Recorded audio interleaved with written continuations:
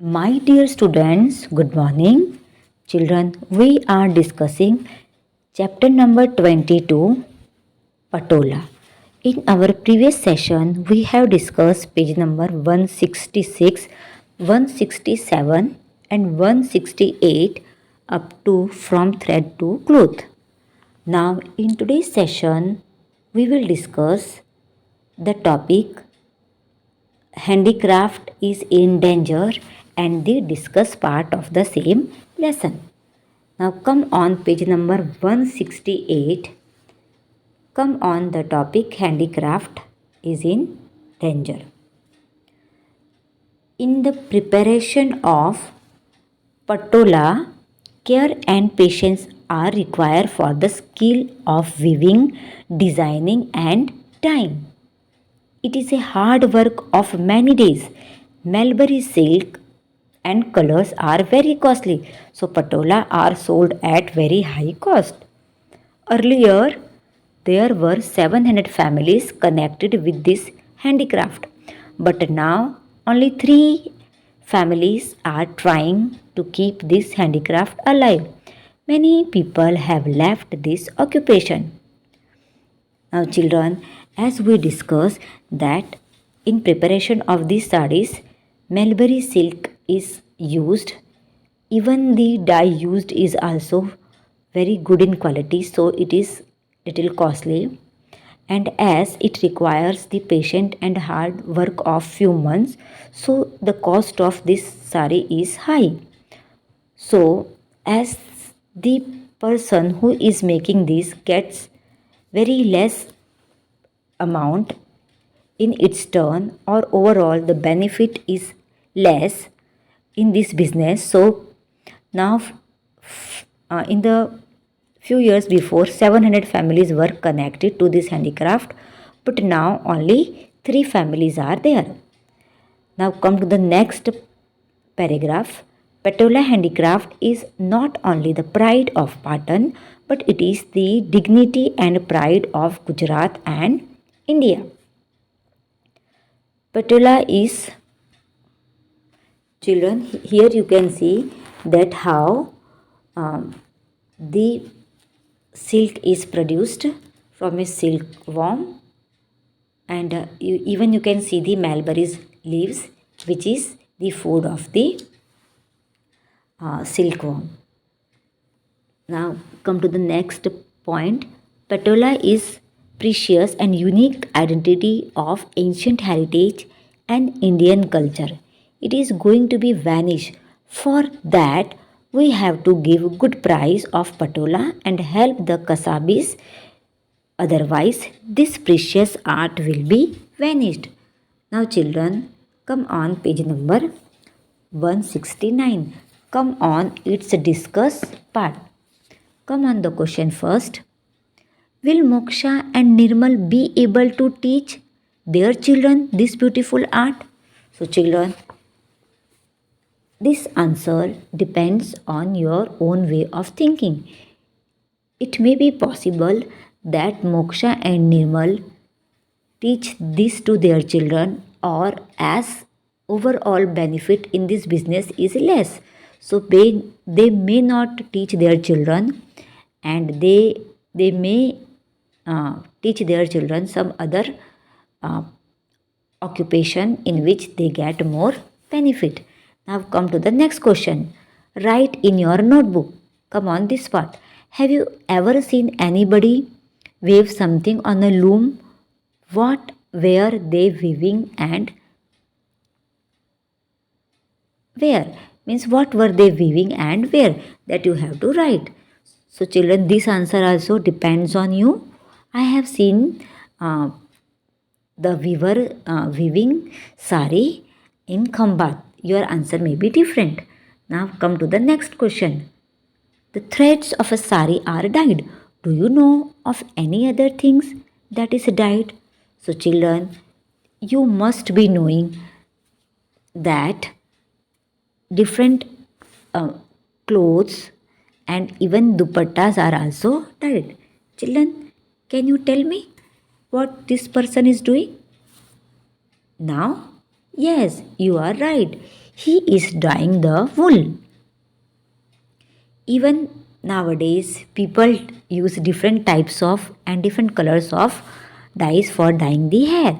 Even we paint our house, we paint furniture, wood, metal, etc. Now come to the next question. Do you know any other work which many people living in one place do? Do they make something? So, children, if you have seen here, you can write.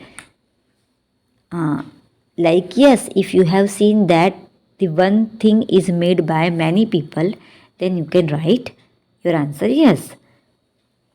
There may be different things like they may be busy in making one type of garment, or maybe making in some handicraft like carpet, or as we learn in this lesson some kind of handicraft. Now come to the next question. Get information about the process of making the thing. Now, if you have seen, you can ask to the person, those who are making, that how they are making. Now come to the next question. Do men and women do different kinds of work to make this thing? So children, it may be possible that men and women, for making the same kind of thing, there may be some difference in the work they are doing, or it may be possible that they are doing the same kind of work. Depends on the situation, depends on the work what they are doing. Now come to the next question. Do men and women, this we discussed that it may be possible that they do the same kind of work, or they may do the different types of work. Now the next question, do children also contribute in making this thing? So this also again depends. Children may help and may not.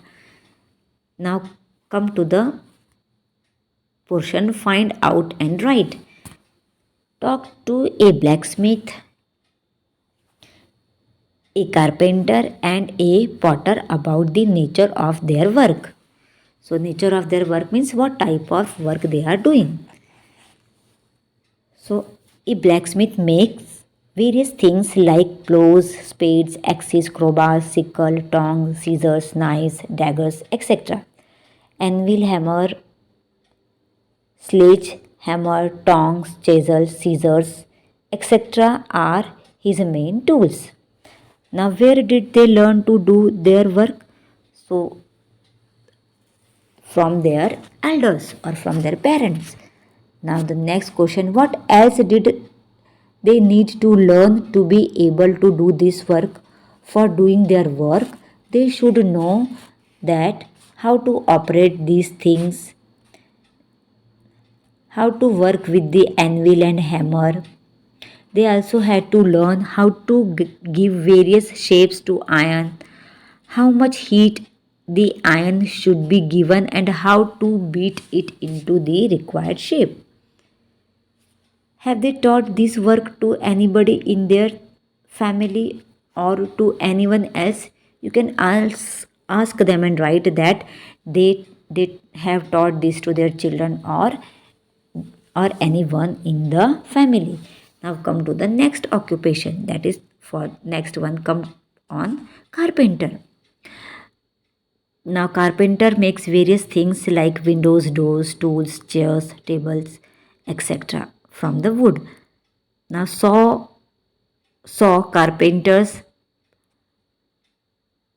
plan, chisel, hammer, etc. are his main tools, and they must have learned it from their parents.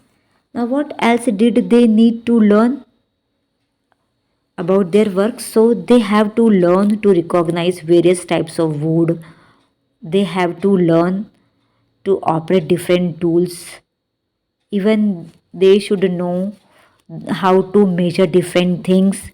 how to cut and give shape to different wooden items. Now come to the last part. Have they taught this work to anyone in their family or to anyone?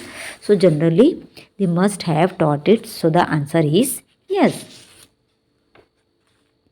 Now come to the potter part. A potter makes various things like brick, barrel, various types of pots, flower pots, etc. Potters will stick and wood pattern implements are his main tools, and he must have learned it from his elders. Now the next part, what else did they need to learn about this work? So they need to learn that from where to bring the clay, how to mix it, how to prepare rough balls from it, how to use potter's wheel, and how to keep it for drying, and how to harden them in the kiln, and finally how to color the prepared things. And the last one answer, that they must have taught this work to their family members or maybe someone else, those who want to learn it. Now come to the next part, that is come to the question related to this table. Now here the table given below has a list of different kinds of work that people do. Do you know people who do such work? Write their names in the first column. In the next column, write from whom have they learned their work. Write it. Now children, in the blue box, you are given a list of kinds of work. Now in front of them you have to write that who is doing that work. Like in the lesson we learned that clothes sewing is done by Moksha and Nirmal's parents, and in the next column you have to write from where they learn. Like Moksha and Nirmal's parents learn it from their elders. Similarly, you have to collect the information of the remaining kind of work, that who is doing them, and then in the next table you have to write that from there, from where they have learned.